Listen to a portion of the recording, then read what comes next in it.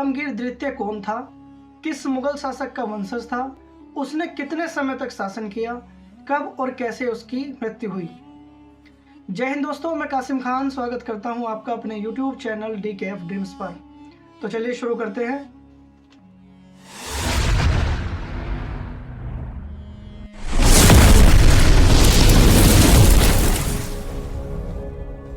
आलमगीर द्वितीय 9वें मुगल शासक जहांगीर शाह और अनूप बाई का पुत्र था, जो बाद में 15वां मुगल शासक बना। आलमगीर द्वितीय का पूरा नाम मिर्जा अजीजुद्दीन आलमगीर था और उसका जन्म 6 जून 1699 में मुगल साम्राज्य दिल्ली में हुआ था। आलमगीर द्वितीय के पिता जहांगीर शाह को आलमगीर के चचेरे भाई फर्रुखशियार ने मार दिया था 1713 में और आलमगीर को भी कैद कर लिया था। उस वक्त आलमगीर सिर्फ 14 साल का था। उसका पूरा जीवन जेल में गुजरा। 1754 में अहमद शाह बहादुर को मरवाने के बाद उसके वजीर इमादुल मुल्क ने किसी ऐसे राजकुमार को राजा बनाने का सोचा जिसे राजपाट की कोई जानकारी ना हो और वो उसके कार्यों में कोई दखल अंदाजी ना करे। और इमादुल मुल्क ने 1754 में आलमगीर को जेल से रिहा कराकर अगला मुगल शासक घोषित कर दिया।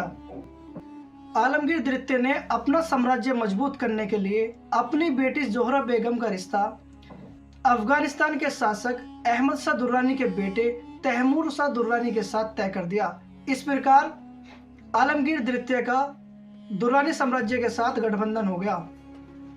आलमगीर द्वितीय ने फ्रांस के कमांडर डी बुस्सी से दिल्ली साम्राज्य की सुरक्षा के लिए 1000 मजबूत सैनिकों की टुकड़ी मांगी, जिसके लिए उन्हें बहुत सारी रकम देने का भी वादा किया। अब उसके वजीर इमादुल मुल्क को यह डर लगने लगा कि कहीं आलमगीर द्वितीय उसे मरवा न दे, इसलिए उसने आलमगीर द्वितीय के पूरे परिवार को जान से मारने की साजिश रची।